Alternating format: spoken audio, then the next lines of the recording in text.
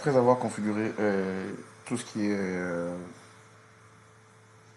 notre service DNS, nous allons passer à la configuration du DHCP et en précisant bien la plage de notre réseau. Parce que après, nous avons des réservations d'adresse IP déjà qu'on va faire et gérer tout ce qui est plage, réseau et autres. Donc nous, dans notre cas, on va dire que nos adresses IP partiront de 150 à 200 ou bien à 220.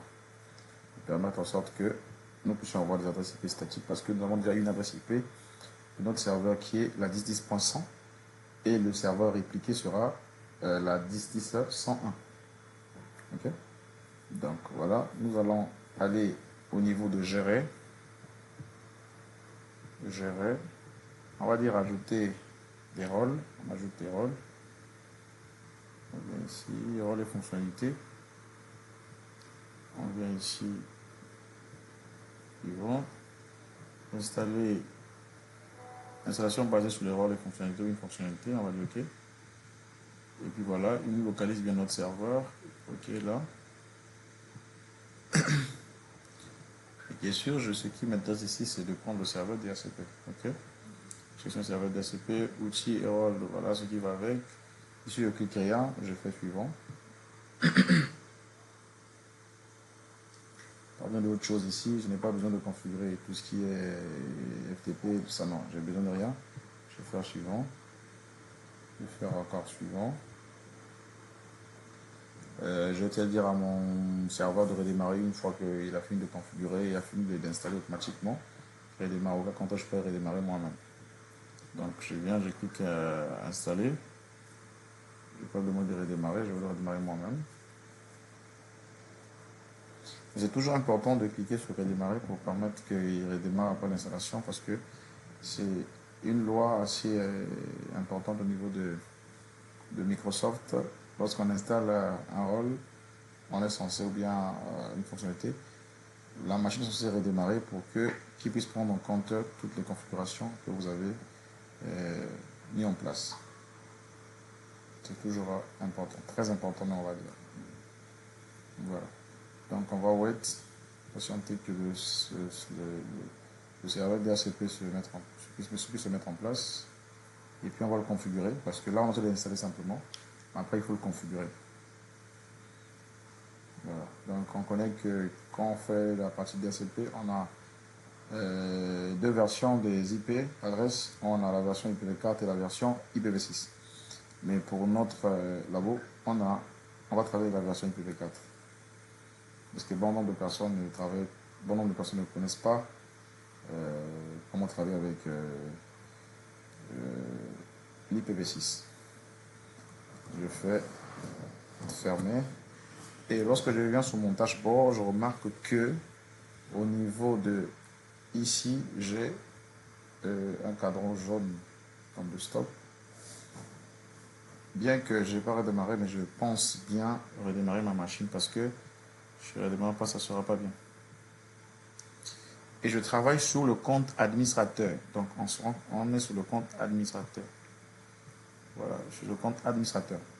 Ne soyez pas sur le compte qui n'a pas de privilège d'administrateur. Soyez sur le compte qui a les droits, qui a les privilèges d'administrateur. Okay. Donc je vais faire un reboot.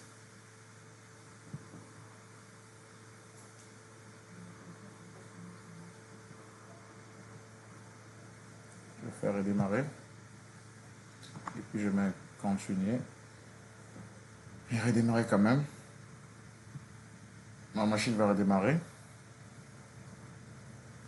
Donc on va patienter que ça redémarre. Bon, voilà, vous voyez que le service Vim Backup, ok, j'avais installé un serveur Vim Backup ici pour la sauvegarde. Voilà. Donc prochainement, on aura le temps de voir tout ce qui est Vim Backup et la sauvegarde. Voilà.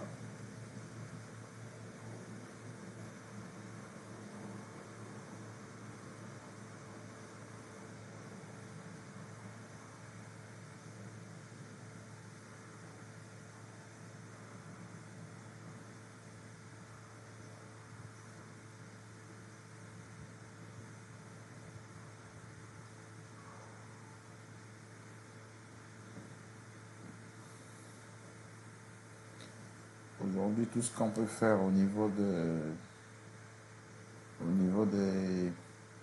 du serveur DHCP, c'est très capital pour permettre en sorte que le service WDS s'installe sans problème. L'objectif, c'est installer le serveur WDS. On n'a pas voulu faire la séparation d'avoir un serveur WDS à côté et le serveur ADDS à côté, le Active Directory à côté. Donc, le WDS et l'ADS sont configurés dans un même serveur. Dans l'entreprise, je vous recommande de configurer le WDS de côté et le ADDS aussi à côté. Maintenant, vous allez faire appel, vous allez intégrer l'ADS de WDS dans l'annuaire, dans Active Directory, et vous allez permettre aussi de faire appel à l'Active Directory lors de la configuration de WDS. Donc là, je me connecte en tant qu'administrateur. Regardez bien lors de la connexion, connectez-vous sur le compte administrateur. Je répète encore le compte administrateur.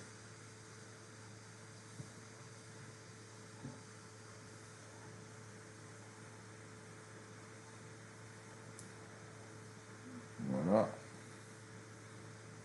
J'attends quelques minutes. Ça va se lancer.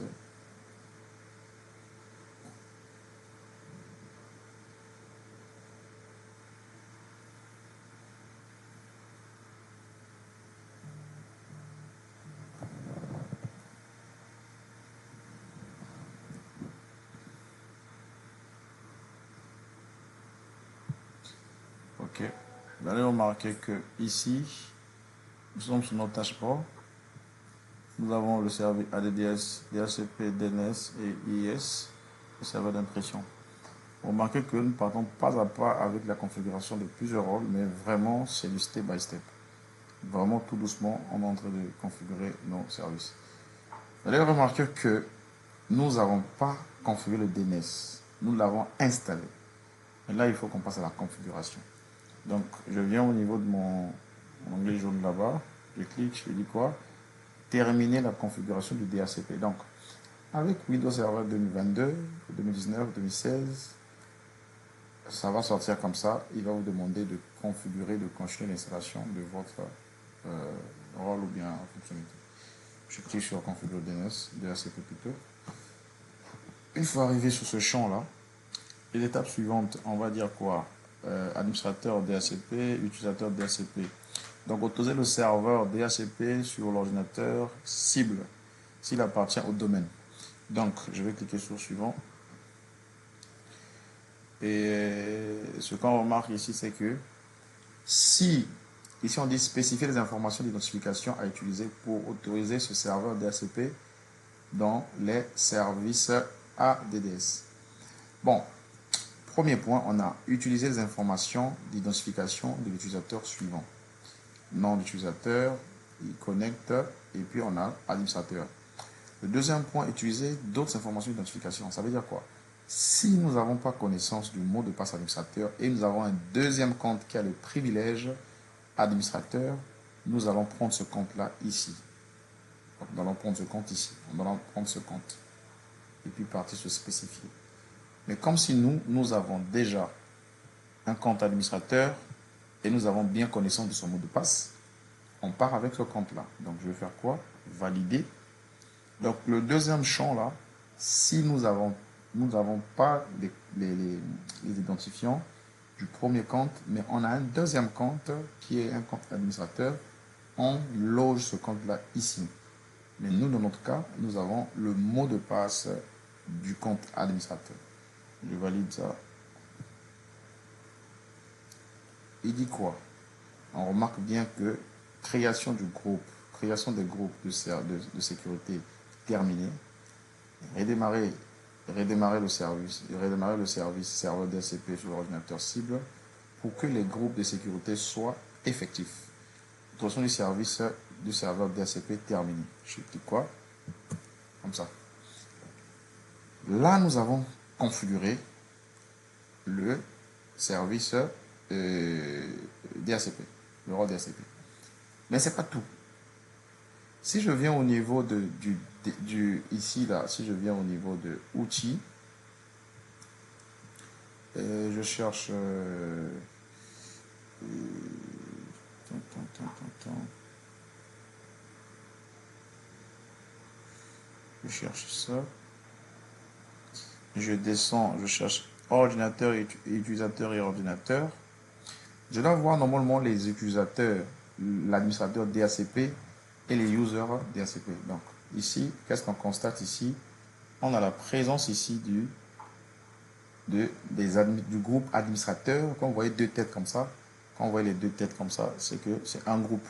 Donc, nous avons un groupe des administrateurs DHCP et nous avons quelque part aussi, on doit voir les utilisateurs DHCP. Voilà, utilisateurs DHCP.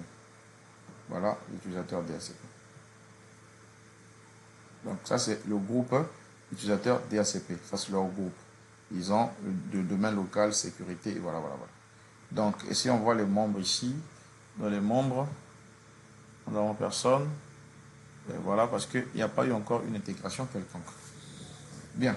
Donc là déjà, nous avons fait la première partie de la configuration DHCP. Nous allons aller maintenant au niveau de outils. Configurer, faire la configuration normale maintenant du service DHCP, du serveur DHCP. Autant pour moi. Je viens là.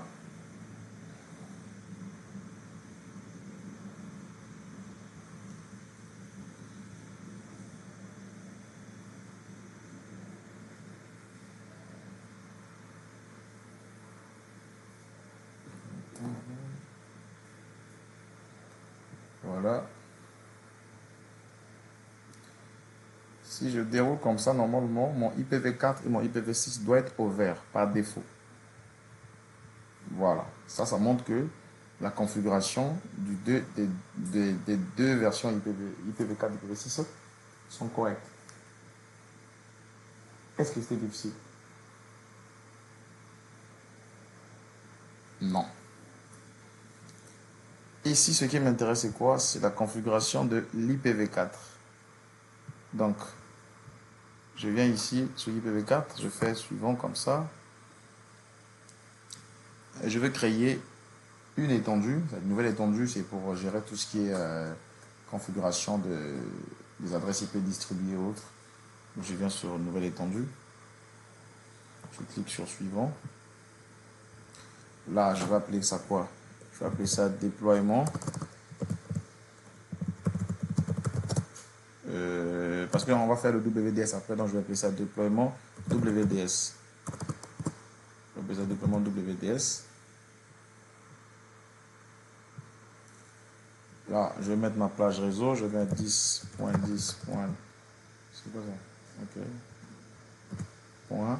On a dit quoi? On va commencer de 150 à combien? À 200.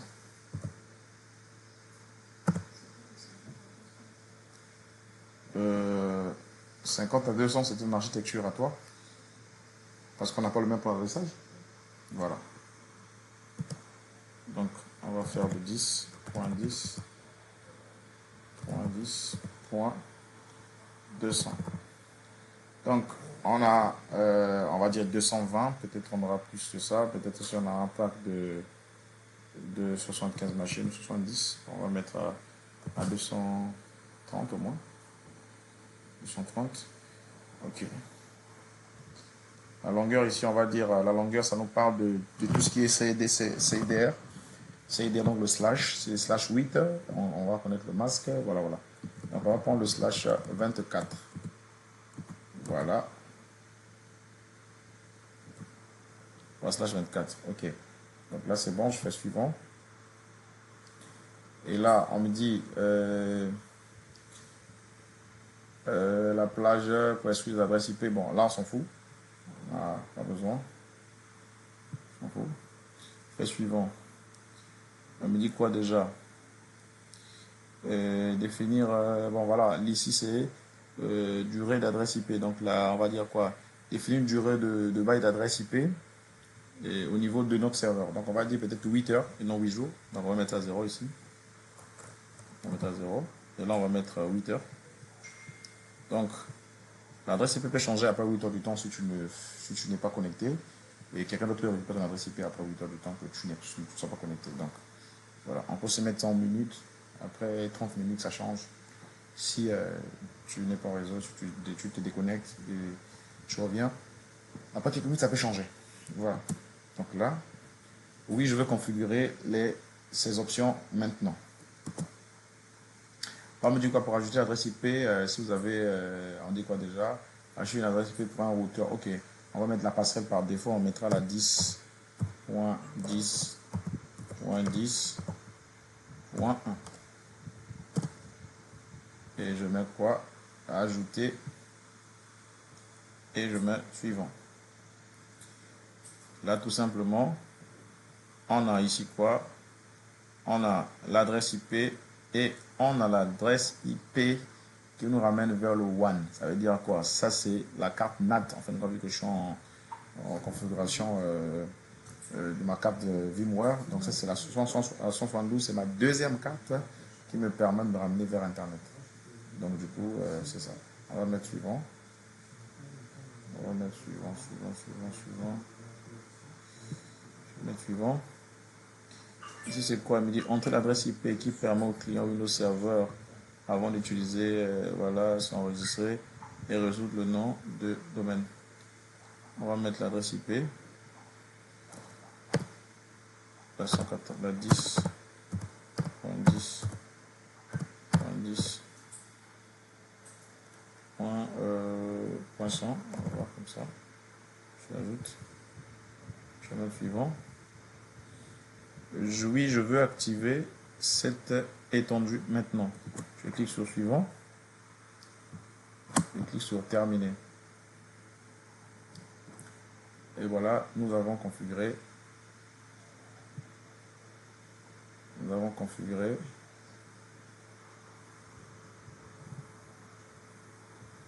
notre serveur DHCP. Je viens ici. Là, je vois quoi? Là, c'est bon d'adresse IP. J'agrandis l'écran pour que ce soit un peu plus accessible. Voilà. Là, j'ai la réservation. On n'a pas fait de réservation. On est d'accord. On peut toujours gérer, si on gère une nouvelle réservation. C'est là qu'on va faire ça. Nom de la réservation. Exemple là, je peux réserver pour ma machine que j'utilise là. Déjà, ça sera réservé. Je prends son adresse MAC et puis voilà. Donc, type de prise en charge, les deux. On va dire quoi déjà? Je prends l'adresse IP à 100. Et ici, réservation. On va mettre réservation.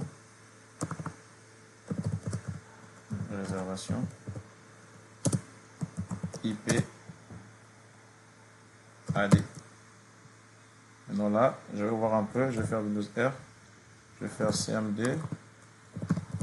Pour l'adresse MAC. ipconfig /all. Ok, je vais aller sur la carte, pas cette carte là. Je prends la carte Ethernet. Voilà la carte Ethernet. Je prends cette adresse MAC là. Comme ça. Voilà. C'était pas prévu dans le TP. Description. Mac host AD.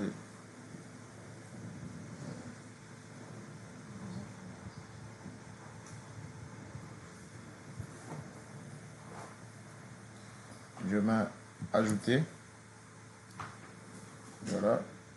Et si j'avais déjà la connaissance de l'adresse MAC de mon serveur secondaire, mon DC02 secondaire, je l'avais aussi ajouté. Je devais ajouter aussi son adresse MAC ici.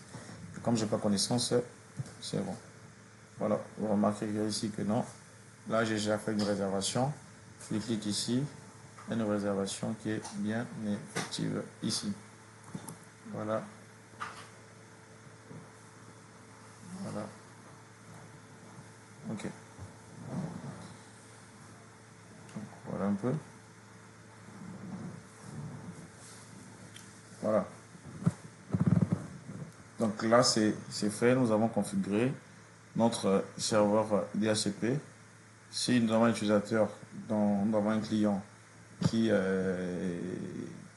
peut se connecter et puis recevoir l'adresse IP, ça soit effectif. Mais non, comme nous sommes sur la base de configurer le WDS, donc ça ne sera pas déjà possible que nous le fassions. Voilà. Donc, pour montrer maintenant que pour que la machine puisse recevoir l'adresse IP dynamiquement venant de ce serveur-là, ce que nous devons faire, c'est de désactiver le DHCP venant de VMware. Donc, pour le faire, il faut aller désactiver le DHCP venant de VMware. Donc là, je vois la poule d'adresse que j'ai précisée ici. C'est de 150 à 230. Et j'ai pas fait de filtrage. Donc, on va désactiver le DHCP de ce serveur. Non, de VMware plutôt. Autant pour moi. Donc là, je vais réduire un peu mon écran comme ça. Je viens sur fichier. Non, je viens sur modifier, éditeur de carte réseau. Faire le carte réseau. Je vais voir que toutes mes cartes sont désactivées. J'ai pas de DHCP sur mes cartes. Vous allez voir ici, j'ai pas de DHCP. J'ai pas de DHCP. Et l'adresse IP que moi j'ai eu à fixer, je l'ai fixée, on va dire comment. J'ai pas pris en compte, j'ai pas pris à charge les réseaux que le VMware me donne. Parce que ça ne fait absolument rien. Parce que je n'ai pas de DHCP, donc du coup, je n'ai pas besoin de leur adresse IP. La VMnet là, c'est la carte en fin de compte quand je connecte la VMnet 1 plutôt. On va voir ici, je fais ça. Porte unique. Donc c'est lorsque je connecte la machine, il récupère une adresse IP de la 58 heures. Là, c'est la host only, on va dire. Voilà. Et moi, je veux me mettre sur quel champ déjà. Je vais venir ici sur ma machine. VMware ici parce que j'ai, vous avez vu là-bas, j'ai le net LAN 1, LAN 2, LAN plutôt et DMZ. Maintenant, moi, je vais voir est-ce que mon serveur, il se trouve précisément où, avec quelle carte. Voilà. Voilà, il se trouve au niveau de net 2. Net 2. Et voilà, net 2, host. Et la deuxième carte, c'est la NAT que vous voyez qui me donne accès à Internet. Maintenant là, si je mets une machine cliente donc avec la net 2, automatiquement il va recevoir l'adresse, le DHCP que a configuré mon serveur. Donc on va faire un test rapidement pour voir avant qu'on puisse configurer tout ce qui est AWS, WDS plutôt. Je vais prendre quelques clients ici, Windows 11, non pas toi. Je vais prendre Windows, je prends le Windows 10 là. Je vais le mettre avec une uniformité. Vu que j'avais installé la nouvelle version de VMware, j'ai la version 25 maintenant. Au lieu de la version 17, j'ai la version 25 de VMware. Voilà, je mets comme ça. Je mets ça, voilà, qui supporte les normes. Et je mets terminé. Avant que la machine puisse lancer, la carte que lui utilise, c'est la carte pont. Il fait le pont. Il fait le pont. Moi, je lui ai dit de ne pas faire le pont, mais plutôt, il doit prendre la carte LAN 2, ça dit que la même carte qui est connectée avec ma machine serveur. Ok. Donc, je clique là.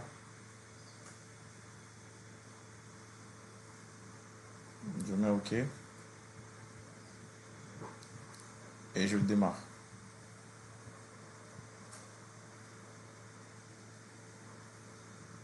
J'ai dit OK. J'ai dit ne plus m'afficher ça. Voilà.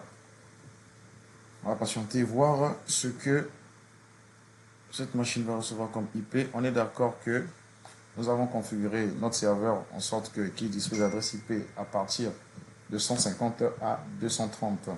Et on a mis la passerelle par défaut qui est la 10.1 qui sera l'IP du routeur si seulement si on a mis en place un routeur au niveau de notre infrastructure pour permettre les communications inter-réseau.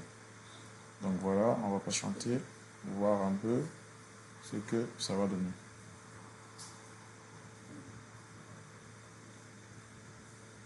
Un petit bug, ça m'enligne un peu.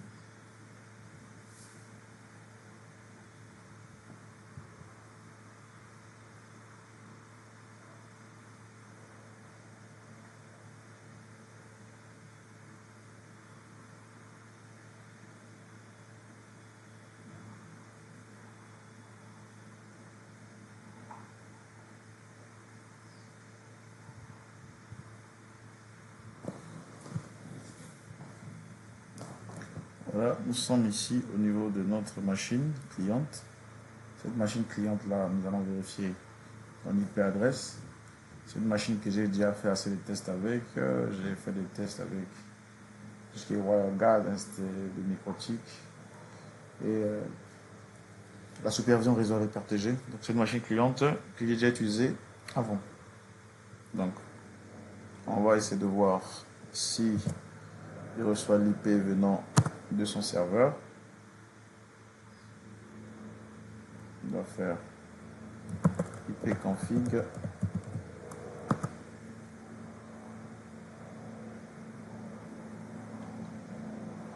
Voilà. On remarque bien que il reçoit une adresse IP venant de son serveur. Ici, cette adresse IP là, c'est juste la carte de WireGuard. Si je fais ça ici, NCPA, quand je faisais la formation microtique avec certains étudiants, j'ai eu à déployer un VPN avec WireGuard. Voilà pourquoi vous voyez la présence de ce sous-réseau là. Voilà, allez voir que c'est cette carte là, WireGuard. Voilà, si je peux couper ça comme ça.